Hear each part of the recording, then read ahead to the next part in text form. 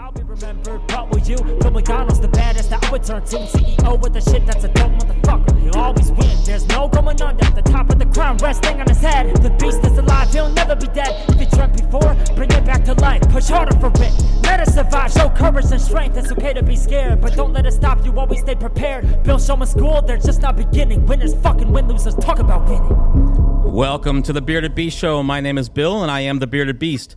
Special episode today with my friend Mike Goertz. What's going on, Mike? No, just finishing work for the day, man. You got a good, safe place there? You pulled over? You're okay? Oh, you betcha. Yeah, nice roadside turnout. All right, cool. All right, Mike, can you give my listeners just a little bit of history about yourself? You're married, you have kids. What do you like to do? Yeah, I'm married. Married from a blind date setup. Wow. Kind of worked out. We've been together, married 18 years now. 2 kids. Yeah, I'm a power lineman by trade. All right, so I had a question about the life of a power lineman.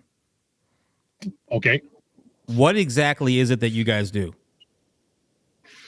We build, maintain the power system. So we build 3-phase power line, single-phase power line, overhead, underground, transmission, like all the big towers you see. So do you get called if there's a power outage? Not here up in like where I'm at in Canada now, but I do come to the States every year. I've been doing that for the last 3 years. We come and do power restoration after hurricanes and major storms. Wow. So it's got to be pretty dangerous working with power lines, right? Yeah. It's a little joke, but we like to get you get 2 mistakes in this trade. One is signing up. That's pretty funny. All right, you mentioned something. You met your wife on a blind date. That's interesting to me. Yeah, I worked with the fella, and his girlfriend had a friend. I didn't know what was happening. He was in a band. I went to see his band play after he hounded me for hours and hours. And I got there and I saw this hot blonde sitting beside his girlfriend. And I kind of realized maybe I was getting set up, and yeah, like 20 years together now, married for 18. Wow, that's awesome. That's a good story. Yeah, it worked out. All right, so the life of a power lineman, you're away all week, right? Yeah, 21 on, 7 off right now. Oh, wow. We're slowly trying to convert. We're trying to convert to 14 on and 7 off right now just to get a little better, more home life. Wow, so you're even working on Saturdays and Sundays. You betcha. I worked all weekend. Wow. Well, good for you. Congratulations. I'm proud of you. I'm proud of your story too, and I can't wait to get into the story. So let's get right into it. I got some questions for you. I'm looking at your bio. Okay. You jumped on a scale and you weighed 286. You didn't like that, did you? Not at all. It was disheartening when I got there. My issue was, what I really beat myself up for a long time on was I didn't let that change my mind. I continued on that cycle for almost another year of, getting off work, eating like crap during the day, obviously, but then getting off work, having a 24-pack or a couple of 24-packs with the boys, going to the room at 10 or 11, ordering a pizza, lasagna, whatever. And I just continued that cycle for almost another year. And what got me to open my head and shake my head up was I needed new boots. So I went and bought some new work boots. I slipped them on in the store and just kind of felt them around. I said, these will fit. And I got back to my room and I struggled to get them tied. I mean, I had to end up grabbing my pant leg, heaving my leg up into my inside of my calf just to get them kind of tied up onto the side, but loose enough that I could slip them on and off.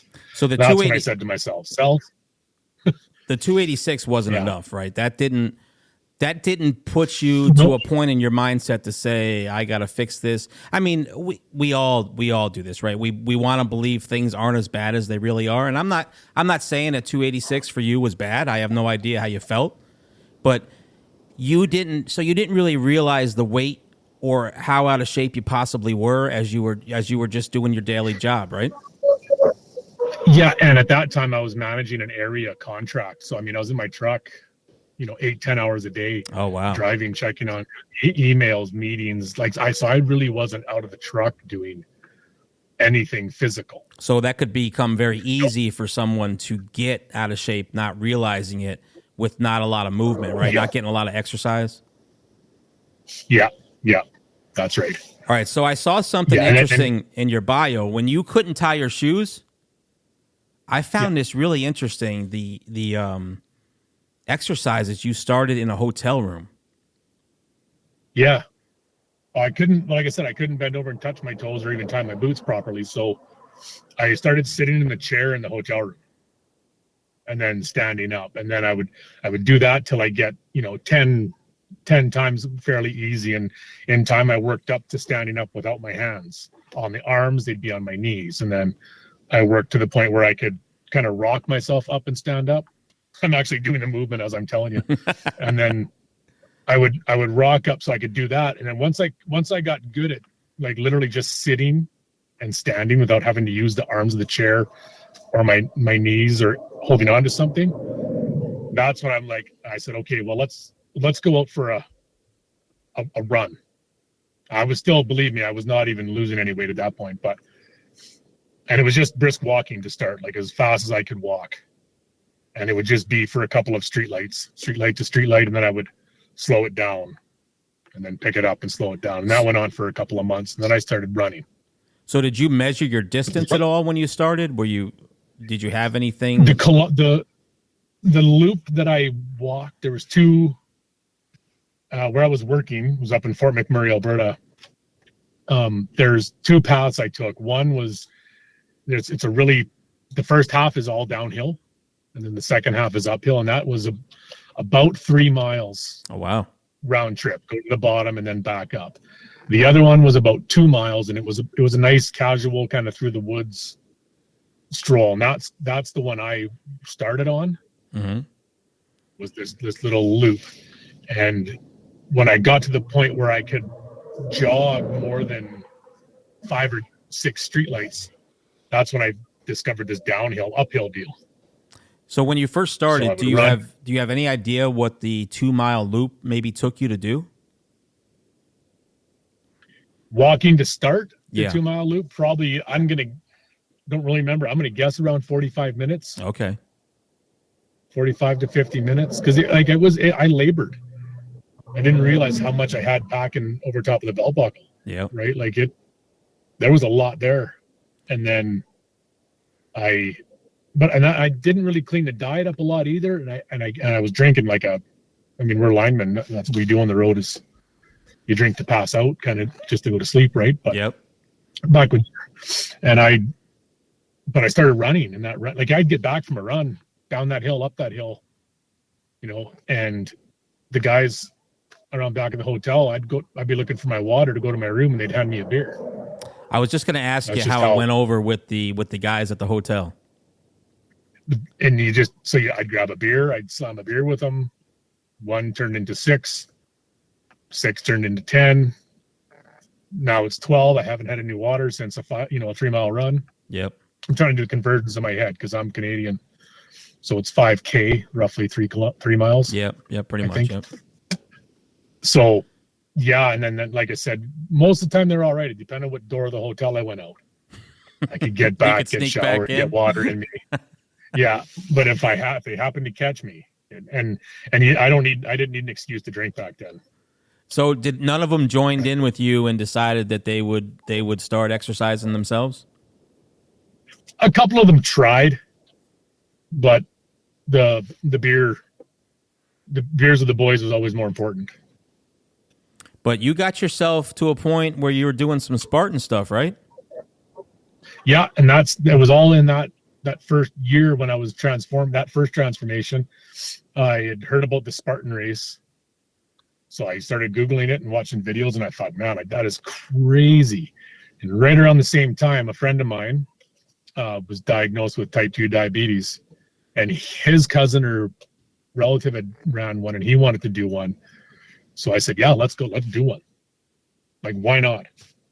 How'd that go? So I went, and I wanted to quit. I remember I was I don't know how far from the end, maybe 20-minute light jog from the finish line, a couple of obstacles left to do. And I remember just being down on my haunches and wanting to quit, hating life, hating everything. And just a random stranger in the race said, "What are you doing?" I said, "I'm quitting, I'm looking for the medical card." They said, "You're not quitting, stand up, I'll walk with you." And then that person walked with me, and we started getting faster. And then someone else would stop and join and talk for a bit. And before I knew it, I had 3 or 4 people walking with me, and we all started, we'd run a little bit and come back a little bit. And it became to the point where, yeah, I ran that race. We ran the rest of the way, probably the last 10 minutes. And you finished without stopping. And I finished, it was an amazing feeling that I did it. I wanted to quit. Right. So much better. You know, I'm sure looking back on it now, you're glad those people came along, right? And you didn't quit. Yeah. And I fell in love with that sport. I mean, I ran 3 or 4 trifectas in the next couple of years. You know, the sprint, the super, and the beast. Yeah, we ran up and down mountains. That stuff's that's incredible. I give you credit for doing that. I've never done one myself. I want to, but I gotta hit some training a little before I start that. Yeah, they're crazy fun. All right, so you got yourself to a good point, right? You got yourself to a point where you were moving around, exercising. You're doing some of these Spartan things. Looks like you did some CrossFit stuff. That came after. The CrossFit came after my fall back down the hole. All right, so let's go back a second then. So you did the Spartan races. So did COVID hit first or after the spiral back down the hole? COVID was during the spiral. Okay. So did you get COVID yourself?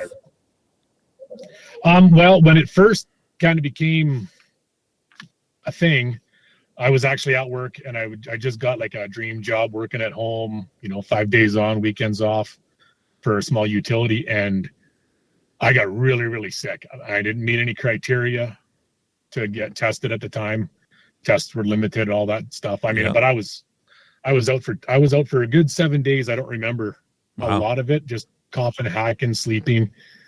And then they wouldn't let me go back to work after without doctor's notes. And every time I went to the doctor, they'd set me at home for another 10 days because of the chest pain that I was still suffering from. Like it was, coughing up. And, that's a lot of work, all that coughing.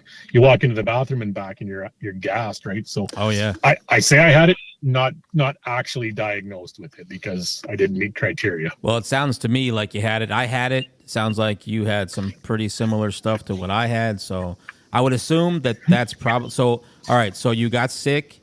At some point here, it says in your bio that you got laid off. Yeah, so that was during the COVID thing. So my downward spiral had kind of started in about 2016. We got laid off from work. The economy kind of crashed here in Alberta, where I live. Couldn't buy a job, and like I said, I finally got this dream, being at home, and then that ended. So that job, was that the job you got laid off from? Yeah, that was the one, because I was off for the initially 2 weeks for COVID, and then I was sent home for an additional 14 days and an additional 10 days. Wow. And because I was the newest person hired and the work wasn't really picking up due to COVID, I guess last one in, first one out. Yeah. When it gets real. So that's when the layoff happened. And man, I tell you, I couldn't buy a job. Wow. So, and even doing something else other than what your trade is, could you get any job? Yeah. No, I even applied because I got we have different class licenses, and they're different than in the US or even different provinces in Canada, but it's a class 3. So a tandem, any dump truck or garbage trucks, air brakes, all that, I can drive all that stuff. I applied for all of that stuff. I talked to people and I just couldn't get anything. And when I would talk to power line people in my trade, a few of them that I do know and we talked to, they weren't looking for anybody with my level of experience. And I couldn't dumb my resume down enough to even get a call. Wow. All right. So you're suffering some serious shit now then, right? You can't find a job. You know, you're laid off. You can't buy a job like you said. So is this where the downward spiral began again? It's where it got worse. This is where it got way worse. It started on the initial layoff, that around there, and then it just got worse and worse. Still married, right? Yep. Still married. So how's the relationship going at this time? You wouldn't know any different. Nothing was different. It was frustrating just because I was home a lot, and I was getting upset and angry. I couldn't work, couldn't find a job, and like I went everywhere. I went and I did get one side gig for a week, and it was cutting grooves in cattle barn floors so the cows don't slip. Wow. And I ended up getting, because of the dust from it's all water and the dust from the concrete, ended up getting a chemical burn all over both hands. Wow. It was crazy, but I mean, I was going to keep going. And that was the end of that week. The guy didn't need any more help. Geez, so you found something, and then all of a sudden it only lasted for a week. Yeah, and he wasn't sure if it was going to be lots. He said he had lots of work coming, but it is what it is. And the only reason I asked you how the relationship wasn't anything to do, actually with you and your wife. I personally don't know either one of you, but as men, we really struggle when we feel we can't provide for our family, right? Yeah, but I had a good savings account. Okay. All right. Good. I had good savings. So that's good. You're smart that way. A lot of people, I got to tell you, Mike, aren't. But that's the key word there was had. All right. So you burned through it. You had to use it, right? Yeah. So it says here you ended up doing some hurricane power restoration stuff in Lake Charles. Yeah, I got called. That was the first year of COVID there. I got called, and Buddy said, "Hey, have you ever done hurricanes?" I said, "No." "Would you want to go?" I said, "Yeah, I'd love to, man. Like I'm crying for work." So we went down to Lake Charles for Hurricane Laura. How long did that last? And we were there for just about 3 weeks there, and I ended up talking to some guys from the U.S. and I'd forwarded my resume to them. And when our crews got released from that project or from that restoration, it was not because the power was back on, but we didn't have enough material to keep building. So they let a bunch of crews go while other crews stayed and worked with the material that was ready to to get the power flowing back in. So I was going to leave, and a guy from the U.S. he called me and said, "I can't let a guy with your experience leave."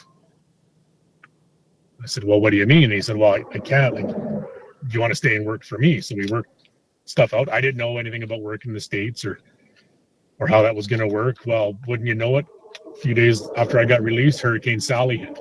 Okay. Yep. So I went on Hurricane Sally with that guy. Then we did Hurricane Delta. We were in Baton Rouge for Delta when that hit.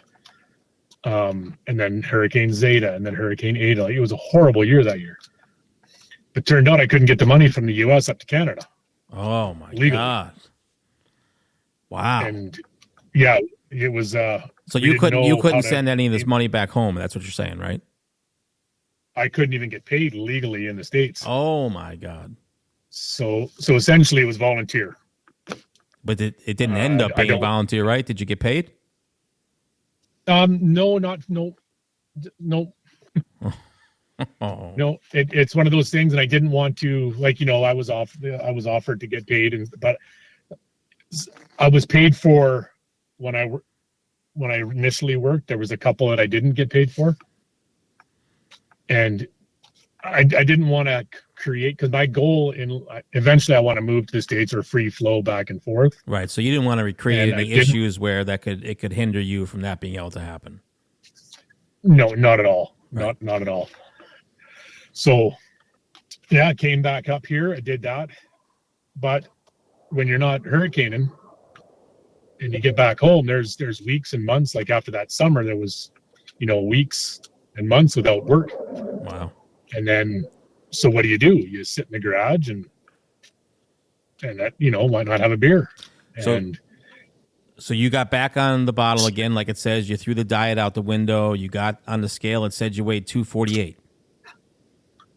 That was because I was down to about 215, 220, and in pretty good shape. All right, that was my next question. What had you gotten yourself down to? Yeah, that's what I was at. And then after the hurricane and drinking and eating like crap and kind of had a garage gym, I ended up selling off all my gym equipment and essentially just, paying off a bill or whatever with it and then buying beer. And for me, a 15-pack wasn't enough. If I was going to drink, I was buying 2 15-packs. And up here, it's pretty expensive. Is that like a night? Oh, yeah. Yeah. It always amazed me. And I've never been much of a drinker. I haven't really drank myself that much on occasion with some friends or something for some fun. But it always amazed me how much fluid, when I watch some people drink, how much they can intake. Like in just a short period of time. Like I couldn't drink 18 bottles of water even in a day, let alone in the period of time that some people drink, to be honest.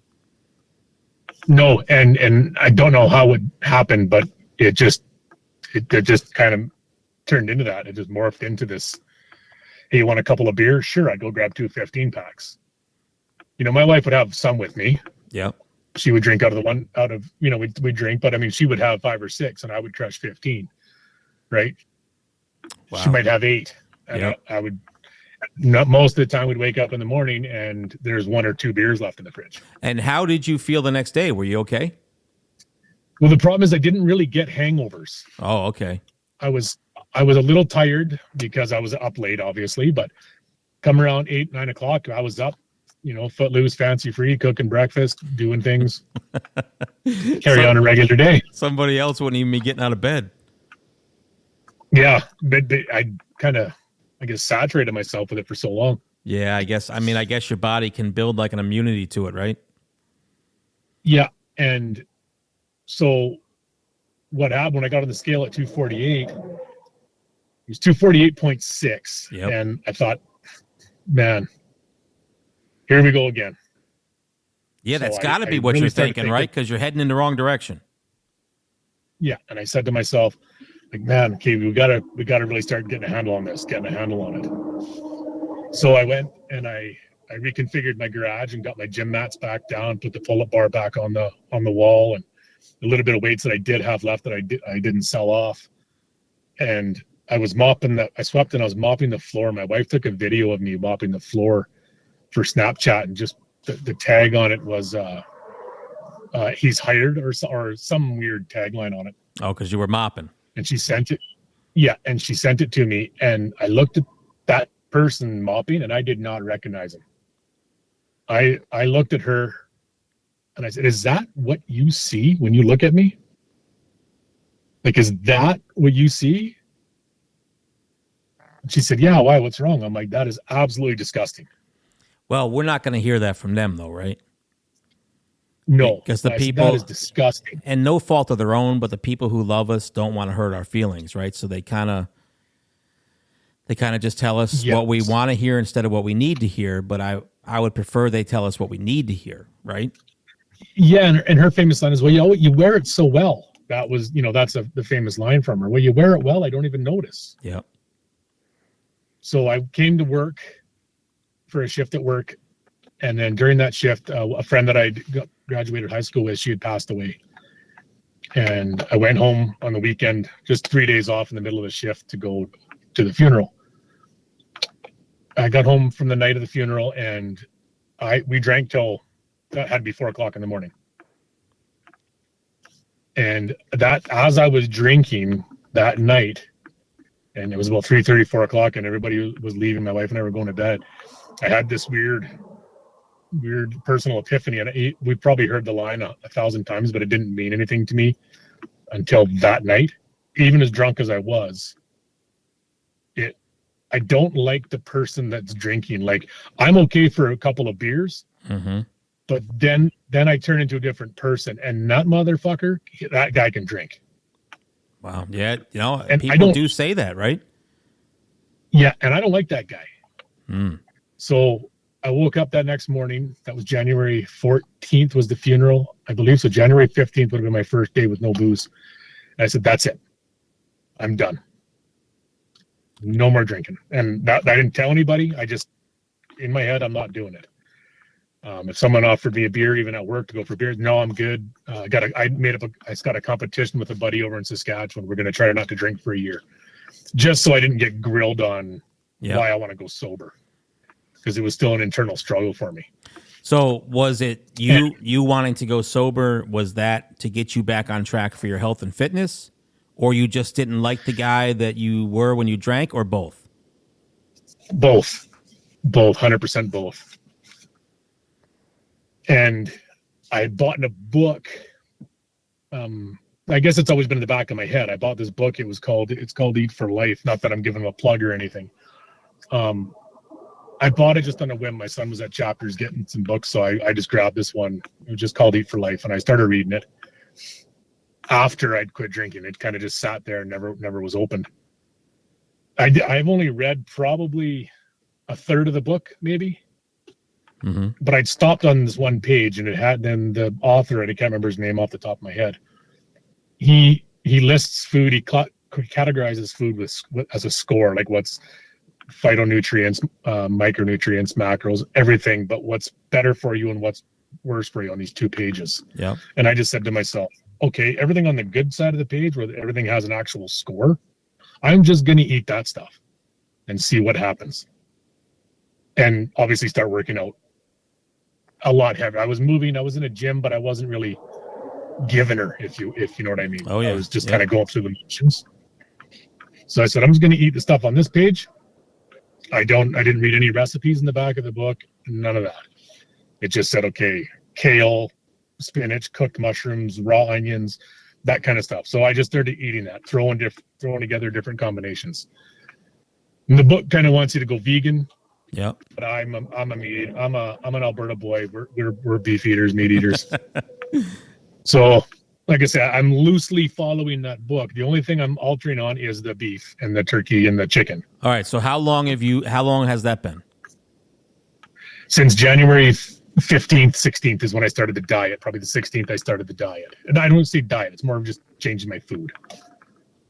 And how has that been going for you? Are you heading in the right direction? Do you see progress?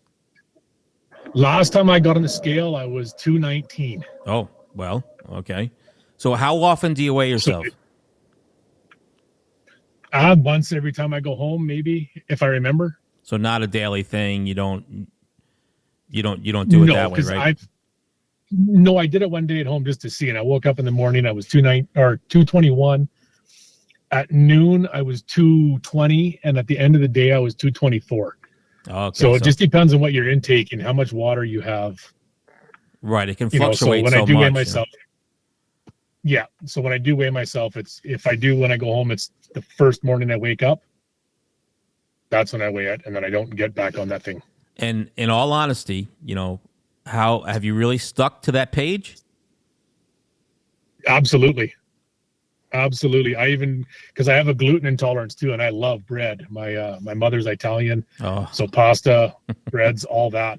Some of my favorites. I have an intolerance. So I've learned how to make to kind of substitute with that, like a rice flour flatbread, if you will. Oh, okay. How's that? You got to add some seasoning to it to make it really palatable, but it's not bad. And I only actually have that maybe once a week. Okay. So give me an idea. You go back to your hotel room at night right after working. What is a meal that Mike would make? What does it look like? A very common one would be the $10 ground turkey tubes. Yep. I throw that in a frying pan, no oil, no anything. I just smush it all up and get it cooking. I make my own no salt rub. Like a beef rub, and I just like a seasoning, and I just douse it with that, and I cook that right up. Just as that's finished cooking, I dump in 3 or 4 leaves of chopped kale, cabbage. It could be Yeah, any kind of cabbage, red cabbage, green cabbage. I think it's called Chinese cabbage, or I can't remember the actual name of it. Yep. On the store here, it's called Chinese cabbage. Dump that in, bok choy. And then just when that stuff's all cooking, celery. And then when that's all kind of getting soft, then I'll dump spinach on top of it. Okay. And then wilt the spinach down with it and mix it all together. And then with that whole pan, I have one little bowl, probably the size of a fist worth, maybe a fist and a bit. Then the rest is separated into two for in the morning at 10 o'clock and then in the afternoon around 3 o'clock. Okay, that's what I was going to ask you. So you must be eating at other times during the day too, because that's not a lot to have for like a dinner. Yeah. No, so I've had that. Plus I have my breakfast, and the breakfast consists of, 2 eggs and a bowl of my little Greek yogurt, peanut butter, and honey concoction. Okay, my downfall, I always get hungry at night. Do you get hungry after eating that? I did for the first couple of weeks on this little diet change, and I was so tired. I don't know how to explain the fatigue, because we work 12-hour shifts out here. Okay. I'd get back to the hotel, I'd change, I'd go to the gym. I'm at the gym for about an hour, so it's an hour and a half basically from the time I leave the apartment until I get back, and then I eat. But I was so fatigued and so tired, like my strength was down, everything was down, and I didn't know if I was doing the right thing. But I wanted to commit to this book, give it at least 30 days to see what this did. And somewhere in that third week, I don't know what happened, but a switch got turned on. I mean, energy levels. I guess they say it takes your body, anywhere from 10 to 14 days to adjust to something new, and then. Because people will do this, they'll end up still being hungry. So you weren't hungry enough, but you were tired enough that the hunger didn't keep you up. Exactly. So you would crash because you had worked so much, and this was a big change for your body. So it was adapting to everything that you kind of crashed, went to sleep. Crashed and out. And now prior to doing this, no alcohol and this food program, I've suffered insomnia since I was about 12, 13 years old. Average 2 to 3 hours of broken sleep a night. Oh, wow. Sometimes 4. Never in a row though, right? Yep. So right around and I was sleeping with that first 2 weeks, and then all of a sudden that switch went off. Another issue I'd had for majority, as long as I can remember, is chronic diarrhea. And I didn't want to gross anybody out, but example, I could have a Big Mac. Yep.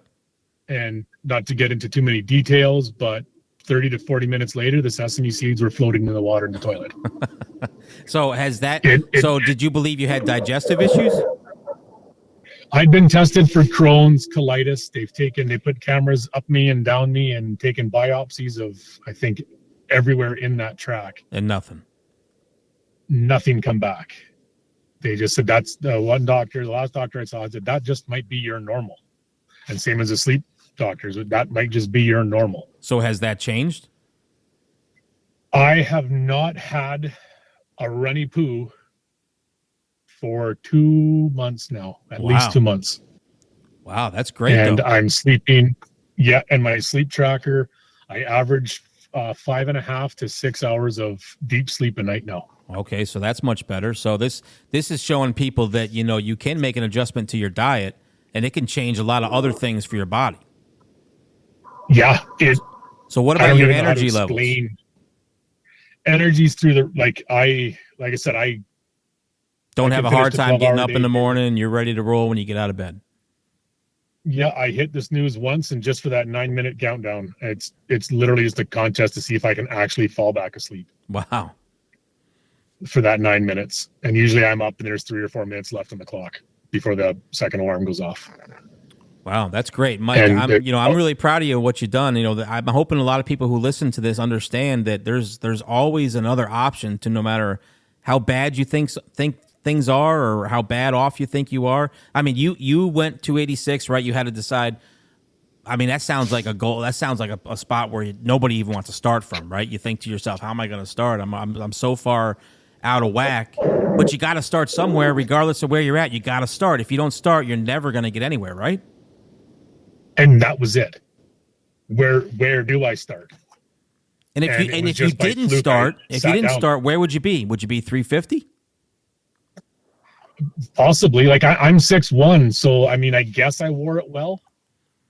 Yeah, I mean, taller, yeah. But I mean, you know, I often tell people this, that regardless of where you are, time is still going to pass by.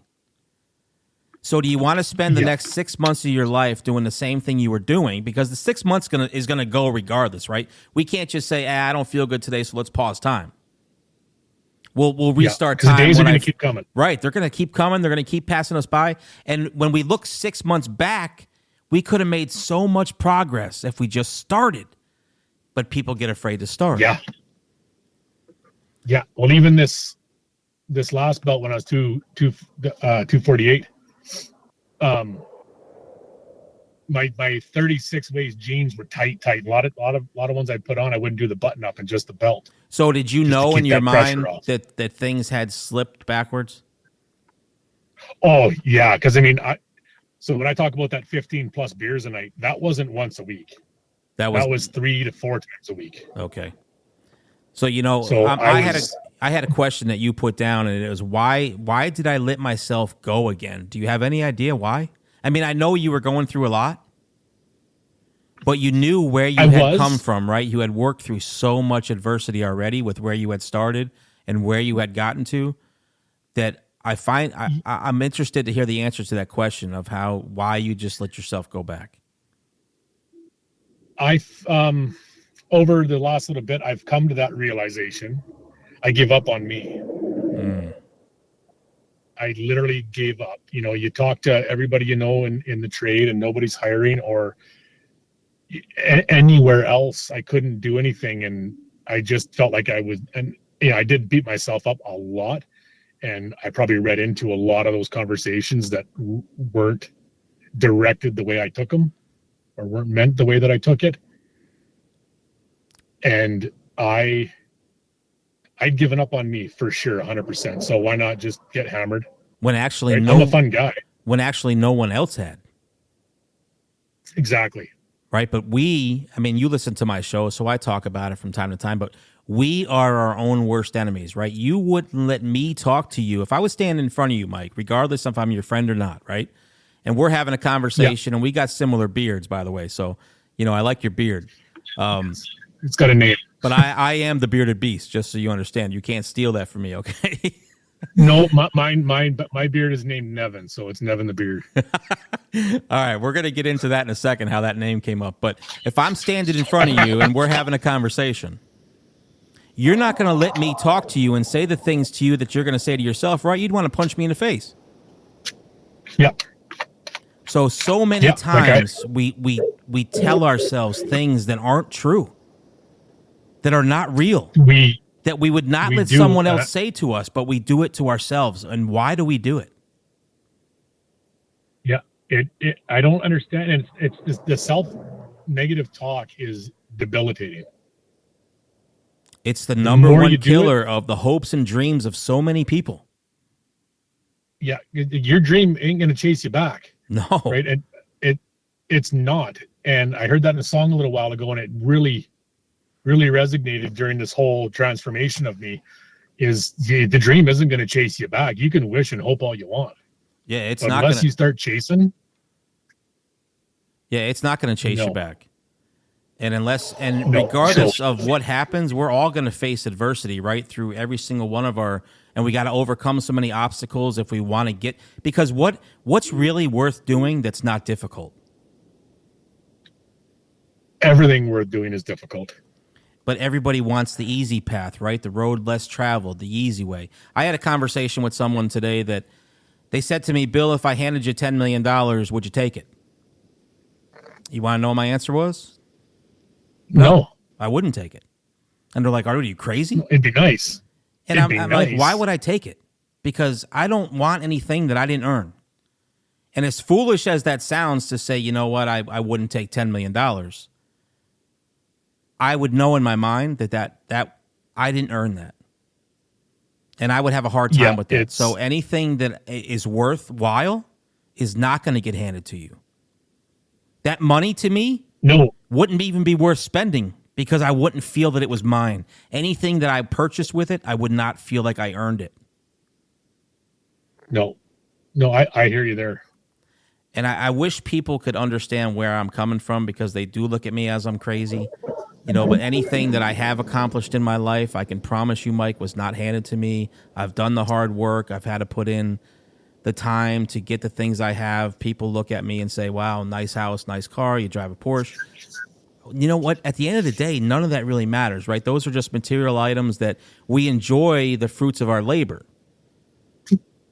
But You can't take the money with you. You can't take it with you. You're right. I mean, the suits they bury you in, they don't have pockets, right? That's right. All right. So you got yourself back on track.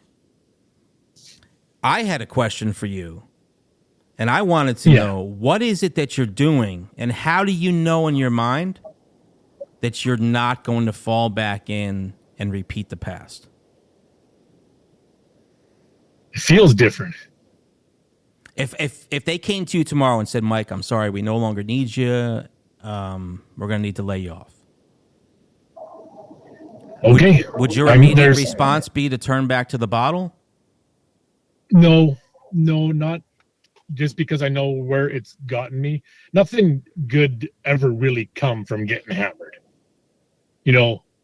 Typically you got less money in your bank account. You don't feel as good.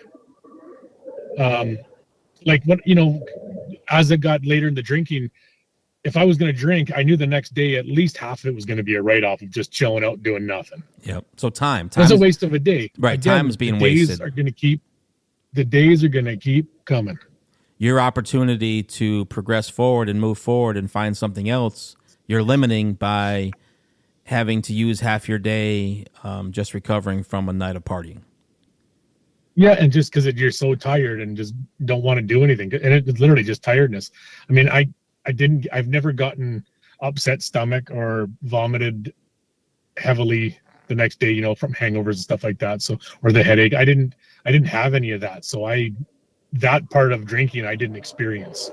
I mean, occasionally it happened. And I remember when it happened, I'm like, man, if this happened all the time, I would never drink. Like, how do people that get full hangovers, keep drinking? Right. That would never have happened. Right. I mean, I don't understand sometimes how they can even function, but I've really enjoyed listening to your story and having this conversation with you. And I have one more question for you before we end the show. Actually, two questions for you. I'd like to have you back on to talk about your progress and what you have going on, and keep people informed of how you're doing. But my last question for you, sure. What goals are you trying to achieve right now that you haven't? Have you set goals for yourself? Do you have an ultimate dream that you're trying to reach? Fitness or in life? Let's go with, can you give me one from each? Yeah. So fitness level, I always called it Operation See My PP before, when I PP. That's great. When I first started doing this, it was Operation See My PP when I PP. That operation is well underway. So the goal would be to the point where, like I say, I'm going to say 220, 219, 220. I'm going to guess right now. I haven't been on a scale for a few weeks. To get down to about 215 so that the belt buckle doesn't drive into the underside of that belly on the front. Okay. That's the short-term kind of fitness goal right now. In life, I'm working on trying to get a business started in the U.S. I had one I thought going, long story there. I brought on the wrong business partner, we'll put it that way. Okay, that happens. The wrong person to help me. So that was another great learning experience. As much as it upset some people in my life when I talk about it, to me, it was, hey, you're never going to know unless you roll the dice. That's true. So I rolled the dice, right? Craps, carry on. I'm stuck in the mud right now in that aspect, but I'm going to just keep on running until I can get out of it. How old are you? And I want to come down there, and I'm 47. All right, so you still got plenty of time, right? I mean, we don't have all the time in the world, but you still got time. Yeah, well, I mean, that's again something I want to do, is get that started so I can come down freely and do these hurricanes and storm restoration as much as we can. There's no greater feeling, I don't think, if any, you know, any other power lineman, when you're down in Ponchatoula, Louisiana, in the middle of nowhere, and all you see is trees, and we've built power line for a week and a half, and we're sleeping in churches or detail shop, you know, with blow-up mattresses or wherever they can house us, and we throw that switch in and that power goes on. Those cheers that come from the woods, and the people that come out to the road and block us and hand us and give us whatever they have that isn't rotted, right? Like it could be a bottle of water or a can of Coke or something. They'll give you anything. Just they that feeling.